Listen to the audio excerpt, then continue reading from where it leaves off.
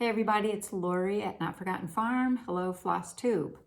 Today is Thursday, December 31st. It is actually the last day of 2020.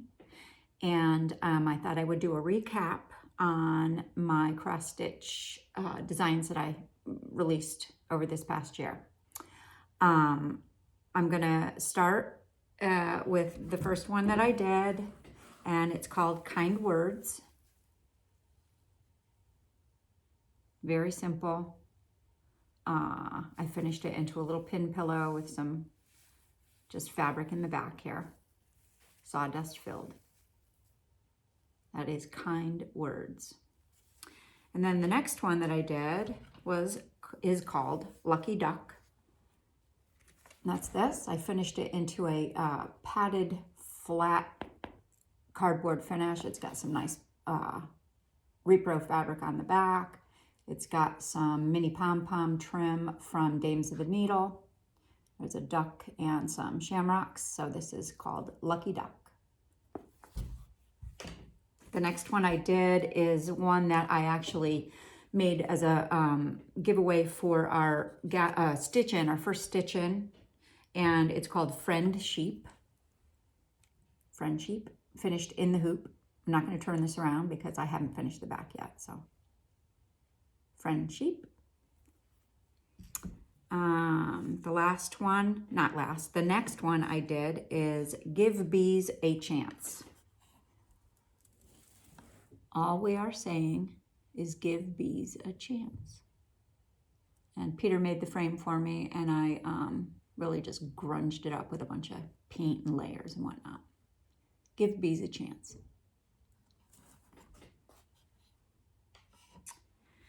The next one I did is called Sylvia Thistlebroom. And she is finished on a antique child's broom, as you can see. And it's just a cover, a simple cover that goes over the whisk broom part.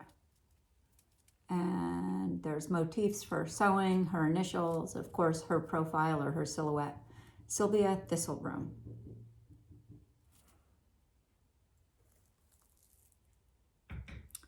The next one I did was a redo, or a re-release actually, of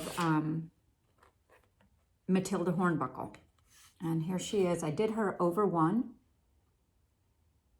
The frame, unfortunately, is not available. I did her over one on, I believe, 30 count natural brown linen that I stained. Or overstained. Matilda Hornbuckle. I love her. Next one is, you guys are laughing because I call them big honkin strawberries, because they are big honkin strawberries. They're good sized strawberries. So the first one is, this is Patriotic Strawberry. You can see the motifs I've done in the back. I got buttons all around and the flag and those little stars that I love, and I put fabric on the top, and then I put thread rings on. So that's Patriotic Strawberry. And then the other big honkin' strawberry that I did is called Sewing Strawberry. Same size. This one has a basket of strawberries with scissors, little strawberry blossoms, I guess you'd call it. And I opted to do a wool topper on this one instead of the fabric. Sewing Strawberry. The first two in my big honkin' strawberry series, because I'm working on more. Okay, the next one is actually 4 in 1, and it is called Teeny Halloweenies. They're also finished in the hoop. Let's see if I can do this. So these are Teeny Halloweenies. They're stitched over 1 and over 2. Teeny Halloweenies. And they're finished in those little flexi hoops, the Nurge hoops or the flexi hoops. Little Witch, All Hallows Eve, October, and then just a weird potted plant with all kinds of little jack-o'-lantern faces. So, Teeny Halloweenies. The next one I did is Merry Halloween, and I finished her into a sawdust stuffed pillow. She's cute. I like her. It's kind of like a take on one of the old sampler girls. You know, she's got her little alphabet around her, and then she's got a couple of pumpkins, and she's holding a basket. I like her bloomers. I like her little bloomers. This is Merry Halloween. Mary as in M-A-R-Y, so like, you know, it's her name. The next one is Pumpkin Walk Manor. This is finished into a tombstone kind of shaped, I guess, pillow, tuck. Little Mary Black over here, my little friend, and her hubby, dancing around. I took my pencil and I just kind of made shading all around because sometimes I just like that weird look. So, Pumpkin Walk Manor. And, oh, this was fun. This was something that I had done. I had made bracelets early in probably, I think my first eye stitch bracelet came out in 2016, maybe before that. I debuted it at the first inaugural Prim Stitcher Society retreat in Williamsburg, Virginia. So I wanted to make a couple more bracelets. I haven't gotten to the couple more, but I did make one more. And that is Mary and Jack. Mary again, and Jack. There she is. I backed it with this really cool reproduction Civil War era fabric, which I love. Put a ribbon on it, and she actually just wraps around your, you know, you tie it up, and you can wear her. Ain't she cute? Mary and Jack bracelet. Okay, so the next one is an older design that I had done a long time ago, and it's called Home Place at Christmas. And the chart had, I don't know what happened with my, well, I kind of do know what happened, but it was a mess with my computer. The chart somehow got corrupt in one of my older PCs, and which is why I no longer use PCs, I use Macs. And I had to pull the old chart and rechart it. And this is the model that my mom stitched. Mom is 90. Well, she wasn't when she stitched this. But this is Home Place at Christmas. I love it. It's beautiful. The colors are so indicative of, you know, Christmas and Pennsylvania German, and just really cool. See the Christmas tree coming out of the chimney? Of course, there's a key, because, you know, a lot of people ask me why I put keys in my designs. I don't know. It's a symbol that I love. It symbolizes, to me, it symbolizes, like, you know, the key to knowledge and the key to mysteries and just whatever. I just love them. Again, this is Home Place at Christmas. This model is the original model, and it was stitched by my wonderful mom. She stitched this on 18 count 8 cloth, and then I stained the heck out of it with, you know, coffee, tea, dye, walnut, dirt, mud, whatever else I could do to make it look like this. And if you can hear that, it is filled with spiced rose hips. I've got pine needles from a lot of our Christmas trees that I sweep up and save. They're in here. There's whole cloves. There's cinnamon sticks all broken up. There's star anise. So it smells like Christmas. Oh, and there's little dried orange peels in here. So yeah, Home Place at Christmas. That was a long one. Now I got pine needles on my nose. Okay, so these were ones that I was working on just recently, and was showing these up on Instagram. And these were done while I was at my mom's house up in Connecticut. This is White Christmas. Simple, sweet. I love that little wonky deer butt going on there. There's some straight stitches you can see up here in the pine cone-ish kind of things, whatever they are. And again, around her little wreath. I like switching up a little bit of like embroidery stitches with my basic cross stitches. And you're going to see a lot of that kind of mixing it up in the coming year. So, White Christmas.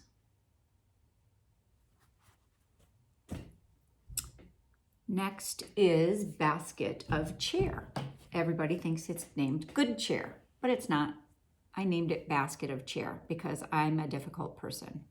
I don't know why. It's just a basket of cheer, but I wanted it to say something. So I said Good Cheer.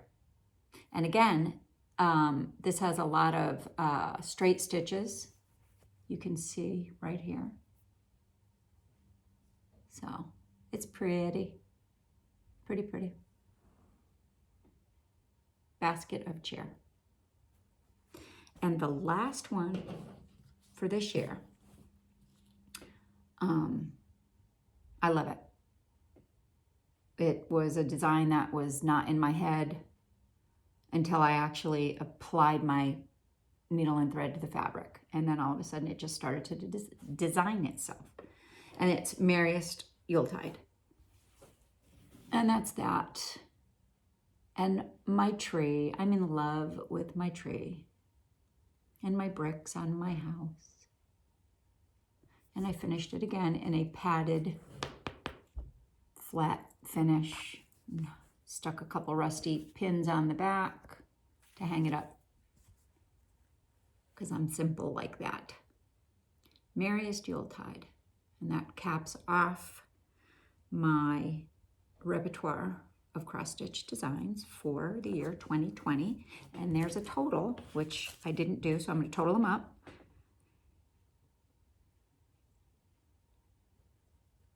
$16. I did good. I did good because, you know, I'm not showing you my embroidery designs that I also released this year. I just wanted to kind of do, you know, the cross-stitch, since I'm really trying to get back into my floss tube videos now that we have the high-speed internet and the capabilities of doing that. So I've got dust all around me now. Let's see. Oh, so I have this really cool thing I wanted to show you. I got it at Hobby Lobby. And it is a tin galvanized easel-ish kind of thing that can hold, you know, anything. But I like it for when I printed out my charts. It's metal, so my magnets, you know, hold it.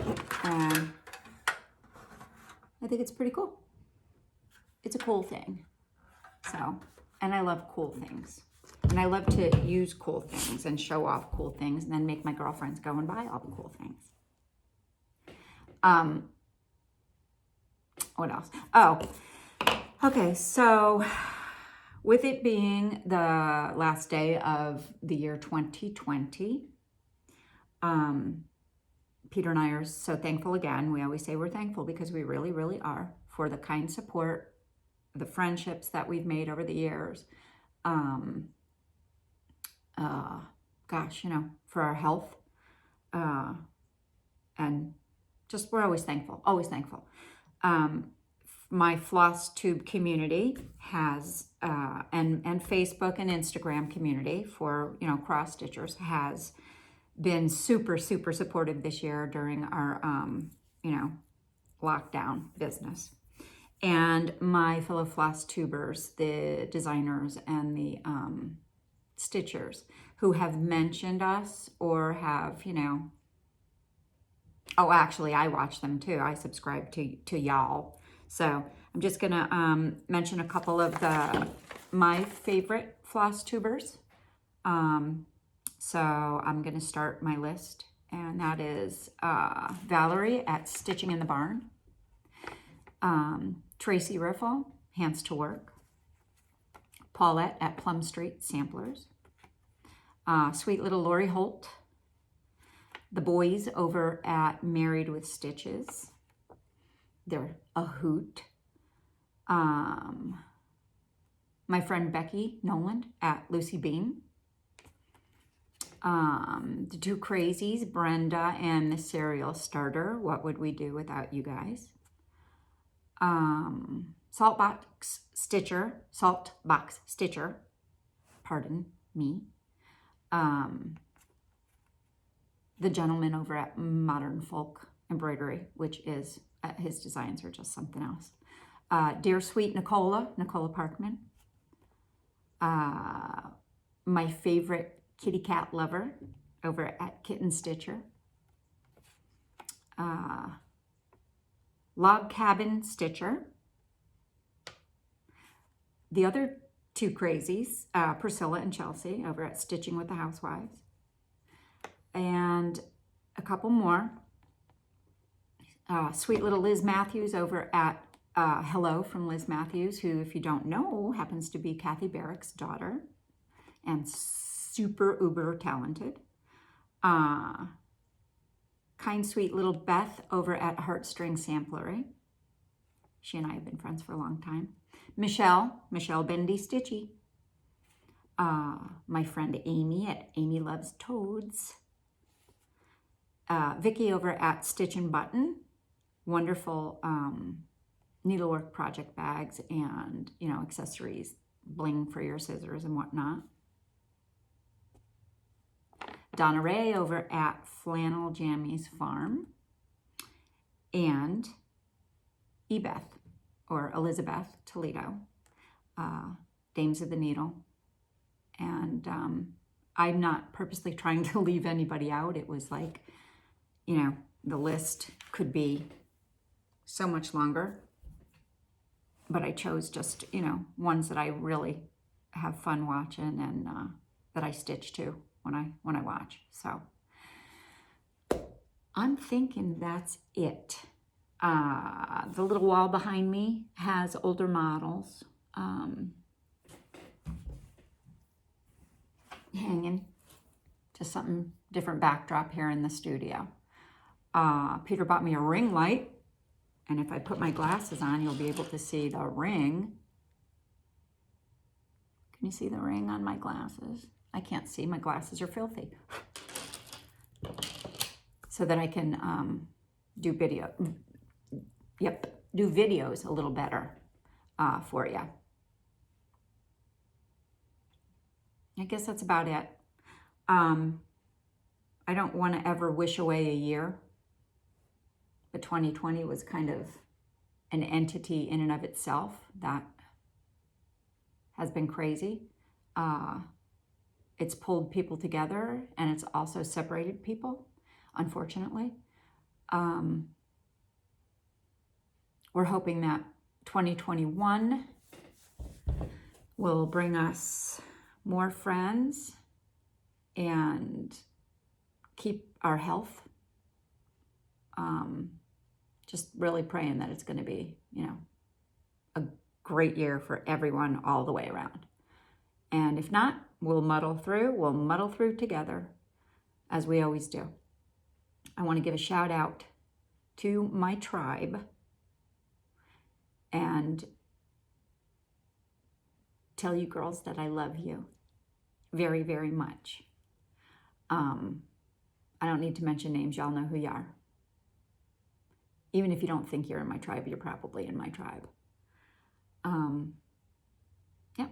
Peter and I are going to go ahead and do a little work in the shop on our last day here before we start to settle down for our celebration tonight, which is simply going to be in our pajamas, watching whatever is on TV, eating unhealthy snacks. Not really.